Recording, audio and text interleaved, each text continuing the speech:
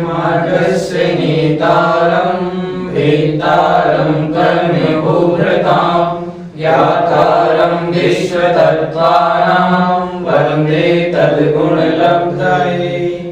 पंच परमेश्वरी भगवान की जय। संत शिरोमणि आचार्य विद्यासागर जी महाराज की जय। नवा अध्याय चल रहा है। नवे अध्याय में संबल की परिभाषा, संबल के कारण और एक एक जो उसके कारण है उनके बारे में आचार्य ने बताया। अभी तक गुप्ति, समिति, धर्म, अनुप्रेक्षा और परिचय की चर्चा हो गई। आज हम चर्चा करेंगे चारित्र की। संवर का कारण जो चारित्र है वह क्या है, कितने प्रकार का है, ये सूत्र नंबर 18 में देखिए। सामायिक छेदोपस्थापना परिहार विशुद्धि सूक्ष्म सांबराय यथाख्यातमिति चारित्रम। सामायिक छेदोपस्थापना परिहार विशुद्धि सूक्ष्म सांबराय यथाख्यातमिति चारित्रम। बोलिए। सामायिक छेदोपस्थापना परिहार विशुद्धि सूक्ष्म सांबराय यथाख्यातमिति चारित्रम। चारित्र 5 प्रकार का है। सामायिक चारित्र, छेदोपस्थापना चारित्र, परिहार विशुद्धि चारित्र, सूक्ष्म संप्राय चारित्र और यथाख्यात चारित्र। जरा इनकी परिभाषा पर दृष्टि डालते हैं। सामायिक चारित्र समस्त सावध योग का जीवन पर्यंत के लिए त्याग करना सामायिक चारित्र है। अर्थात मैं मन वचन काय से 5 पापों का जीवन पर्यंत के लिए त्याग करता हूँ। समस्त सावध्य योग, योग माने मन वचन काय, सावध्य माने पाप।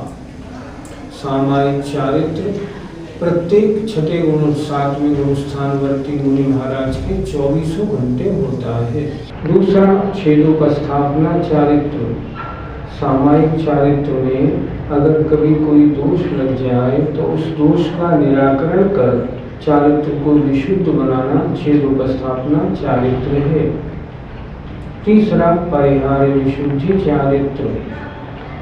कोई मुनि महाराज 30 वर्ष तक गृहस्थी में रहे और उसके उपरांत 8 वर्ष तक तीर्थंकर के पादमूल में जिन्होंने प्रत्याख्यान पूर्ण पढ़ा हो, जो जीव हिंसा से कैसे बचा जाता है, जीवों के उत्पत्ति स्थान कैसे होते हैं, जीवों की रक्षा कैसे होती है, प्रत्याख्यान पूर्ण पढ़कर जो इस मामले में निष्णात हो गए हैं, जो तीनों संध्या कालों में 2 कोष विहार करते हैं, ऐसे वे महातपस्वी मुनि महाराज परिहार विशुद्धि चारित्र के धारी होते हैं।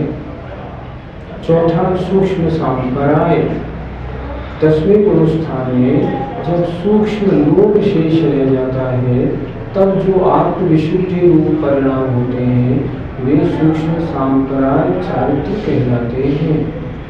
और जहाँ चारित्र मोहनी का पूर्णतया उपशम या क्षय हो गया हो, ऐसे 11 13 और 14वें गुण स्थान में जो आत्मा की परम विशुद्ध दशा होती है, जहाँ चारित्र की पूर्णतया प्रकटना हो जाता है, जहाँ आत्मस्वरूप आत्मा आत्मस्वरूप रूप हो जाता है, उसे कहते हैं यथाख्यात चारित्र। सामायिक चारित्र के स्थान 6 से 9 है। छेदोपस्थापना भी 6 से 9 तक, परिहार विशुद्धि चारित्र के गुणस्थान 6 और 7 है। सूक्ष्म संप्राय चारित्र का गुणस्थान मात्र 10वां है और यथार्थ चारित्र 11, 12, 13 और 14 गुणस्थान में होता है। यह चारित्र संवर का महान कारण है और निर्जरा का भी महान कारण है। एक सामायिक शिक्षाविद है, एक सामायिक प्रतिमा है, एक सामायिक आवश्यक है और एक सामायिक चारित्र है। इन चारों में क्या अंतर है? आपका प्रश्न बहुत ठीक है। सबसे पहले हमने सामायिक शिक्षावृत्त, ये सामायिक के अभ्यास रूप है और ये दूसरी प्रतिमा में होता है। एक फिर सामायिक प्रतिमा, ये तीसरी प्रतिमा में होती है। इसमें सामायिक नित्य नियम से करना होता है। सामायिक आवश्यक, ये मुनि महाराज को अपने कालानुसार सुबह दोपहर शाम सामायिक करनी होती है। वो सामायिक आवश्यक है, ये नियम रूप है। और एक सामायिक चारित्र है, ये यम रूप है, ये जीवन पर्यंत के लिए मुनि महाराज के द्वारा धारण किया जाता है। ये आत्मविशुद्धि रूप परिणाम है। इस तरह इन चारों में अंतर है। चारों के स्वामी भी अलग अलग है। चारित्र में सामायिक को सबसे पहले क्यों रखा और इन्हीं चारित्रों में 5वें नंबर पर यथाख्यात चारित्र को सबसे अंत में क्यों लिया? सामायिक चारित्र में जो विशुद्धि है सबसे अल्प है। उससे अधिक आगे आगे के चारित्रों में इससे विशुद्धि और बढ़ती है।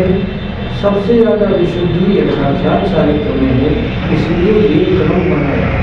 आचार्य जो सूत्र बनाते हैं उसमें जो जो शब्द जहाँ जहाँ रखते हैं उसमें कोई न कोई विशेषता होती है, इसलिए विशुद्धि की अपेक्षा ये क्रम बनाया। चुल्लक जी, कीलक जी एवं आर्या जी में इन चारित्र में से क्या कोई सा चारित्र नहीं होता है? इन 5 प्रकार के चारित्र में से तो कोई भी चारित्र ना चुल्लक जी के हैं, ना एलक महाराज के हैं, ना आर्या माता जी के हैं। इनमें से कोई चारित्र उनके नहीं होता। ये तीनों जिनका नाम आपने लिया, इन तीनों के तो संयम है। कुछ संयम और कुछ असंयम दोनों के मिले जुले परिणाम होने से इनका गुणस्थान 5वां है। देखो और एक तरह से समझाएं। चारित्र के 3 भेद। एक औक्षणिक चारित्र, उसके गुणस्थान 8 से 11।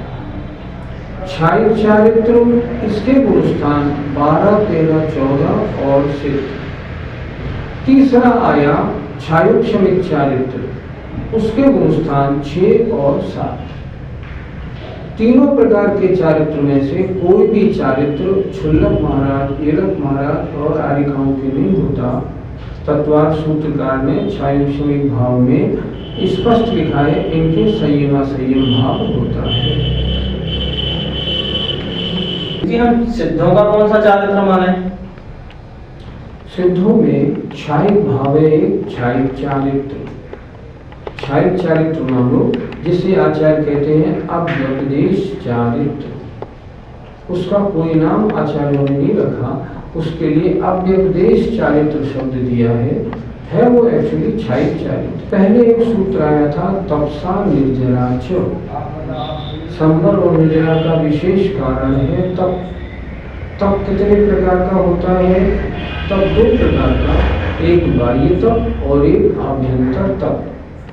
सबसे पहले बाह्य तप जो बहिरंग तप है 6 प्रकार का, उसके लिए आचार्य सूत्र नंबर 19 लिख रहे हैं। अनसनाव मौदर्य वृत्ति परिसंख्यान रस परित्याग विविक्त संयासन काय क्लेशा बाह्यम तपः। अनसनाव मौदर्य वृत्ति परिसंख्यान रस परित्याग विविक्त संयासन काय क्लेशा बाह्यम तपः। बोलिए। अनसनाव मौदर्य वृत्ति परिसंख्यान रस परित्याग विविक्त संयासन काय क्लेशा बाह्यम तपः। सूत्र बड़ा सरल है। बाह्यम तपः, बहिरंग बाह्य तप कितने प्रकार का? 6 प्रकार का। सूत्र में से आराम से निकाल लें। अनशन, अवमौदर्य, वृत्ति परिसंख्यान, रस परित्याग, विविक्त शय्यासन और काय क्लेश। 6 प्रकार का बहिरंग तप होता है। परिभाषा देख लें। अनशन, चारों प्रकार के आहार का त्याग करना अनशन नाम का तप है। अवमौदर्य, भूख से कम खाना अवमौदर्य नाम का तप है। कम कितना? 1 ग्रास भी अगर कम खाए तो भी अवमौदर्य है। और अगर मात्र 1 ग्रास खाए, 1 अंजुलि पानी लेके छोड़ दे बस आहार, तो भी अवमौदर्य तप है। अवमौदर्य का मतलब होता है भूख से कम खाना। एक बार क्या हुआ, प्रमाण सागर जी महाराज हमारे चौकी में आए थे। आए, हमने पड़गान किया, आए, खड़े हुए, 1 अंजुलि पानी लिया और बैठ गए। हमें बहुत कष्ट हुआ। हमने उनसे कहा, महाराज ये क्या? उन्होंने कोई बात नहीं। जब बाद में उठे चलने लगे तो हमने पूछा, बोला आजकल मेरा अवमौदर्य तप चल रहा है, बस 1 अंजुलि पानी लिया और चल दिए। इसे कहते हैं अवमौदर्य तप। वृत्ति परिसंख्यान, आंकड़ी लेकर आहार या चर्या के लिए निकलना, कि अगर कोई इस तरह मुझे पड़गान करेगा तो मैं आहार के लिए चौके में जाऊंगा, नहीं तो नहीं। आंकड़ी लेकर निकलने को कहते हैं वृत्ति परिसंख्यान। रस परित्याग, 6 रसों में से 1 रस, 2 रस, 3 रस आदि का त्याग करना। आचार्य श्री का 1973 में फिरोजाबाद में चातुर्मास हुआ था। उस समय आचार्य श्री ने 4 महीने 6 रसों का त्याग रखा। कोई रस नहीं लिया, मीठा नहीं, नमक नहीं, दूध नहीं, दही नहीं, घी नहीं, तेल नहीं, कोई 6 रसों का त्याग 4 महीने रखा। इसे कहते हैं रस परित्याग। विविक्त शय्यासन, विविक्त माने एकांत स्थान में, शय्या माने सोना, आसन माने बैठना। एकांत स्थान में सोना और बैठना। डर लगता होगा? नहीं, डर नहीं लगता। डर किस बात का? सम्यक दृष्टि को तो भय होता ही नहीं, बल्कि एकांत स्थान में आत्मचिंतन, आत्मा में लीनपना ज्यादा अच्छा होता है। लिखा है ना उसमें, इच्छत्येकांत संवासम निर्जनम जनितादरः। इष्टोपदेश उन्होंने लिखा है, जो महामुनि महाराज होते हैं वे एकांत वास की इच्छा करते हैं। मेरे पास कोई नहीं आए, निर्जन अवस्था के लिए उनमें आदर उत्पन्न हो जाता है। क्यों हो जाता है? उसमें साधना अच्छी बनती है। तो विविक्त माने एकांत स्थान में सोना, आसन माने बैठना, विविक्त शय्यासन और काय क्लेश, शरीर को विभिन्न प्रकार से कष्ट देना, परिचय सहने का मौका देना। कैसे? खड़े रहना 10 घंटे, 20 घंटे, 40 घंटे, धूप के ऊपर, पहाड़ों के ऊपर खड़े होकर तपस्या करना। ऐसे करने से क्या होता है? निर्जरा विशेष होती है। कष्ट का अनुभव नहीं, आनंद का अनुभव होता है। क्यों? आत्मा पवित्रता की ओर जा रही है। इस प्रकार बाह्य तप के 6 भेद हुए। फिर एक बार देख लें, चारों प्रकार के आहार का त्याग करना अनशन है, भूख से कुछ कम खाना अवमौदर्य है, आंखने लेकर निकलना वृत्ति पर संख्यान है, 6 रसों में से 1-2 रस या 6 रसों का त्याग करना रस परित्याग है, एकांत स्थान में सोना और बैठना विविक्त शय्यासन है, और शरीर को तरह तरह के कष्ट देना, ताकि कष्ट आने पर कभी संयम से च्युति या परिणामों से च्युति ना हो जाए, उसे काय क्लेश नाम का बहिरंग तप कहते हैं। पंडित जी, परिश्रय और काय क्लेश में क्या अंतर है? दोनों एक समान ही लगते हैं। एक समान कैसे लगते हैं? काय क्लेश अपनी इच्छा से किया जाता है, कि मैं सामने वाले पहाड़ पर जाऊं और 24 घंटे खड़ा रहूंगा। परिचय अनायास आ जाती है, क्षुधा तृषा शीतोष्ण अनायास आती है, लेकिन ये काय क्लेश विद इंटेंशन किया जाता है, इसलिए इन दोनों में बहुत अंतर है। गुरुजी, 4 प्रकार का आहार कौन सा होता है? 4 प्रकार का आहार खाद्य, स्वाद्य, लेय और पेय। खाद्य माने जो वस्तु खाई जाती है, दाल रोटी आदि। स्वाद्य जिसका स्वाद लिया जाता है, जैसे सुपारी, इलायची आदि। लेय माने जो चाटा जाता है, चटनी आदि। और पेय माने जो पिया जाता है। खाद्य, स्वाद्य, लेय और पेय। जो अनशन करने वाले होते हैं उनके चारों प्रकार के आहार का त्याग रहता है। देखो, अगर हमने उपवास किया हो और उपवास वाले दिन यदि हम पानी ले लेते हैं तो वो उपवास नहीं कहलाता, क्योंकि चारों प्रकार के आहार का त्याग कहाँ हुआ। आचार्यों ने कहा है, आहार वाले दिन, उपवास वाले दिन यदि पानी ले लिया तो वह उपवास नहीं, उसे अनुपवास कहते हैं। उपवास की संज्ञा में नहीं आता। उपवास वाले दिन तो चारों प्रकार के आहार का त्याग करना ही कहा गया है शास्त्र। पंडित जी, इनको बाह्यतप क्यों कहा गया है? इनको बाह्यतप इसलिए कहा गया क्योंकि अन्य मत वाले इस तरह के तपों को तपते हैं। दूसरी बात, ये तप बाहर में दृष्टिगोचर होता है, इसलिए आचार्य ने इसको कहा बाह्य तप या बहिरंग तप। बहिरंग तप का वर्णन हुआ। अब अंतरंग तप 6 प्रकार का है, उसकी चर्चा करते हैं। प्रायश्चित, विनय, वैयावृत्य, स्वाध्याय, व्युत्सर्ग, ध्यानान्युत्तरम।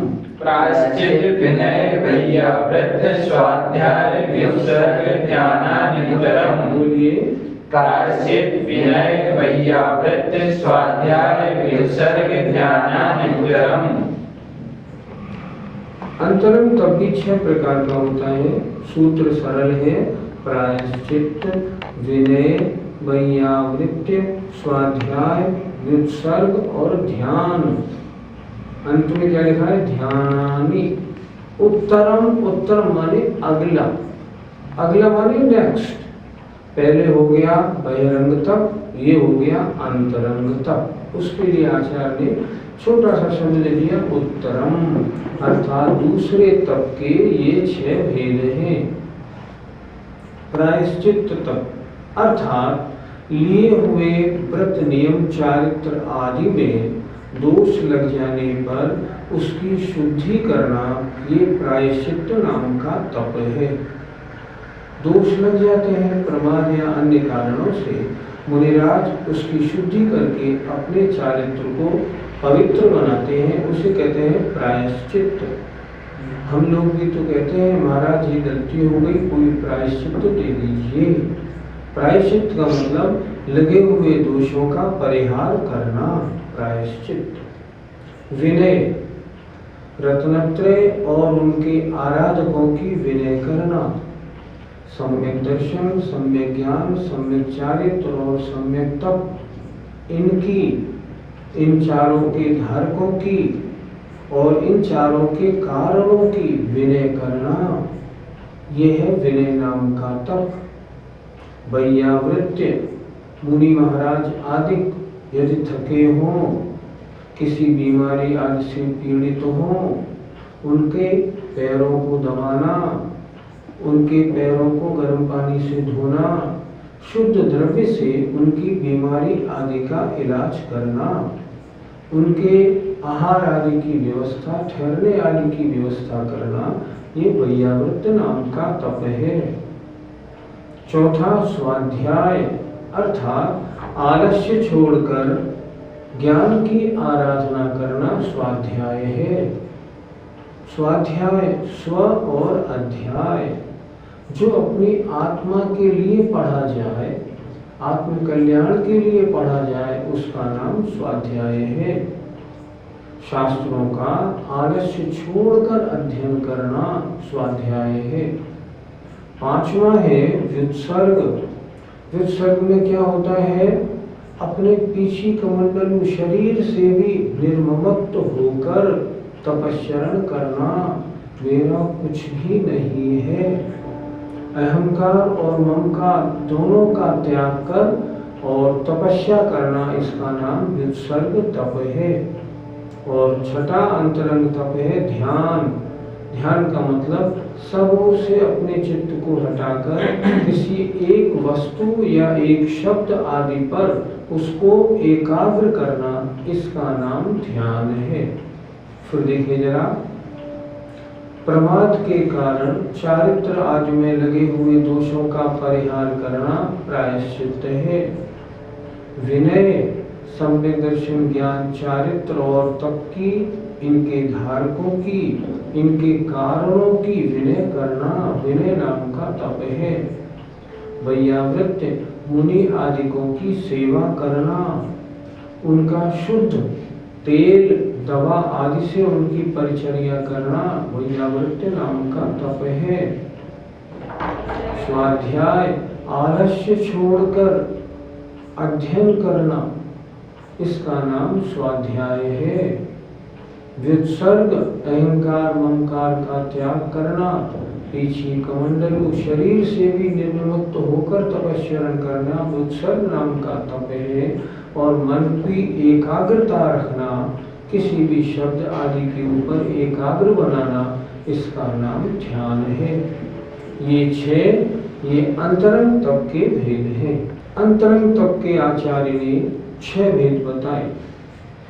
इन अंतरंग तप के और विशेष भेद कौन कौन से हैं, अब इनकी चर्चा आगे करते हैं। नव चतुर्दश पंच द्विभेदा यथाक्रमं प्राग ध्यानात्। नव चतुर्दश पंच द्विभेदा यथाक्रमं प्राग ध्यानात्। बोलिए, नव चतुर्दश पंच द्विभेदा यथाक्रमं प्राग ध्यानात्। सूत्र बड़ा सरल है। तत्वार्थ सूत्र पढ़ना कठिन नहीं है, अगर आप सूत्र के माध्यम से चले तो। सूत्र के माध्यम से चलते चलिए, आपको सब तत्वार्थ सूत्र पूरा समझ में आ जाएगा। ऊपर बताए थे 6 अंतरंग तप, अब उनके यथाक्रमम क्रम से भेद बताए जा रहे हैं। देखिए, पहले आया था प्रायश्चित, उसके भेद 9, फिर आया विनय, उसके 4 चतुर, फिर आया वैयावृत्ति, उसके 10, स्वाध्याय 5, व्युत्सर्ग 2। सूत्र का अर्थ क्या बनता है? वे अंतरंग तप 9, 4, 10, 5 2 भेद वाले हैं, यथाक्रम क्रम से, लेकिन प्राग ध्यान से पहले पहले वाले, अर्थात 6 अंतरंग तप में पहले जो 5 अंतरंग तप हैं उनके 9, 4, 10, 5 और 2 भेद क्रम से होते हैं। इस सूत्र के उच्चारण में चतुर्दश नहीं बोलना, ये तो 14 हो जाएगा। 9, चतुर, 10 ऐसे बोलना पड़ेगा, ताकि 4 अलग निकले और 10 अलग निकले। क्या सूत्र का अर्थ हुआ? 9, 4, 10, 5 और 2 भेद होते हैं ध्यान से पहले वाले 5 अंतरंग तपों के क्रम से ऊपर से जोड़। अब सबसे पहले प्रायश्चित तप के जो 9 भेद हैं उनकी चर्चा आचार्य स्वयं कर रहे हैं। आलोचना, प्रतिक्रमण, तद्भय विवेक, व्युत्सर्ग, तपश्चेद, परिहारोपस्थापना। आलोचना, प्रतिक्रमण, तद्भय विवेक, व्युत्सर्ग, तपश्चेद, परिहारोपस्थापना। बोलिए, आलोचना, प्रतिक्रमण, तद्भय विवेक, व्युत्सर्ग, तपश्चेद, परिहारोपस्थापना। प्रायश्चित तप के 9 भेद हैं, मतलब किए हुए दोषों का प्रायश्चित 9 प्रकार से होता है। पहला आलोचना, दूसरा प्रतिक्रमण, तीसरा तदुभय, चौथा विवेक, 5वां व्युत्सर्ग, तप, छेद, परिहार और उपस्थापना।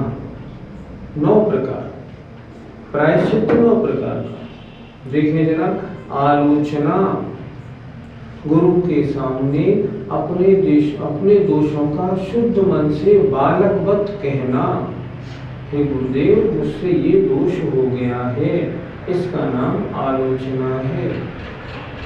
प्रतिक्रमण, मेरे दोष मिथ्या हो ऐसा कहना, गुरुदेव ये दोष मुझसे हो गया, मेरा दोष मिथ्या हो, मैं बहुत दुखी हूँ। प्रतिक्रमण। तदुभय, आलोचना भी करना और प्रतिक्रमण भी करना, तत्व उभय, उन दोनों को करना। विवेक, जिस चीज के कारण कोई दोष लगा हो उस वस्तु से दूर कर देना। मान लो किसी एक शास्त्र के ऊपर 2 प्रतियों में, 2 मुनि महाराजों में मान लो कुछ जरा सा विवाद बन गया, तो विवेक प्रायश्चित्त कैसे मिलेगा? अब ये शास्त्र आप 6 महीने तक स्पर्श नहीं करेंगे, इसे कहते हैं विवेक, विवेक प्रायश्चित्त।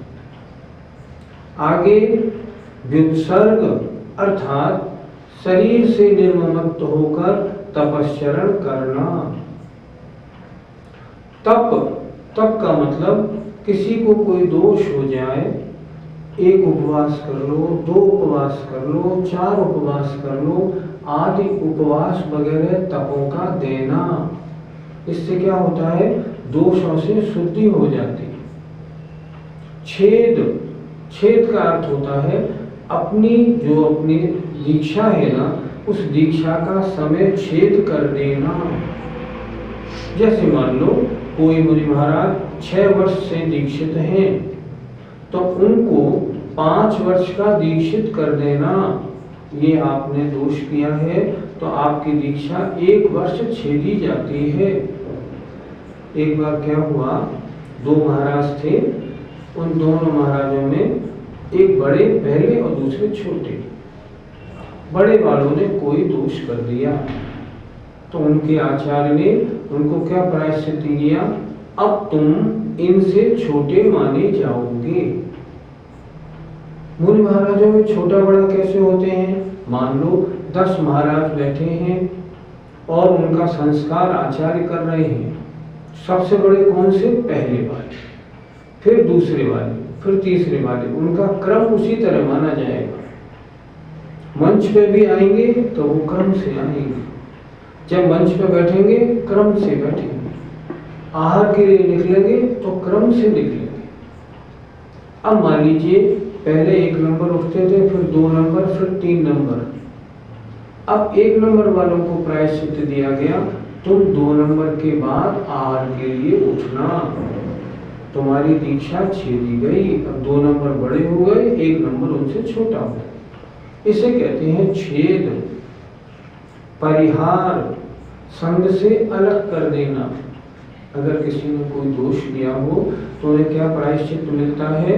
अर्थात तुम अब हमारे संग से 15 दिन के लिए, 1 महीने के लिए अलग रहना। संग यहाँ ठहरेगा तो वो दूर ठहरेगा, अलग। ये प्रायश्चित है। और उपस्थापना अर्थात पूरी दीक्षा छेद के नई दीक्षा देना। ये प्रायश्चित के 9 प्रकार हैं। एक बार फिर देख लें। गुरु के आगे शुद्ध मन से अपने दोषों को कहना, आलोचना। मेरे दोष मिथ्या हो, प्रतिक्रमण। आलोचना प्रतिक्रमण दोनों करना, तदुभय। जिस वस्तु के कारण परिणामों में विकृति आई हो उसका त्याग कर देना, विवेक। व्युत्सर्ग, कोई कड़ा तप आदि, जैसे पहाड़ के ऊपर खड़े हो जाओ ऐसे कोई देना। तप, कुछ उपवास दे देना। दीक्षा का छेद कर देना, उस व्यक्ति को संग से अलग कर देना, परिहार। और पूरी दीक्षा छेद के नई दीक्षा देना, इसका नाम उपस्थापना है। आचार्य महाराज दोष सुन के स्वयं निर्णय करते हैं इसका दोष कैसा है और इसको क्या प्रायश्चित दिया जाए। ये व्यक्ति किस प्रायश्चित के योग्य है, जो जिस प्रायश्चित के योग होता है उसको वो ही प्रायश्चित आचार्य देते हैं।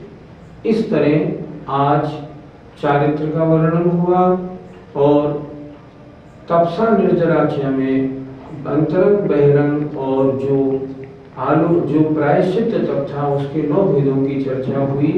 शेष चर्चा अगली पाठशाला में करेंगे। जय जय।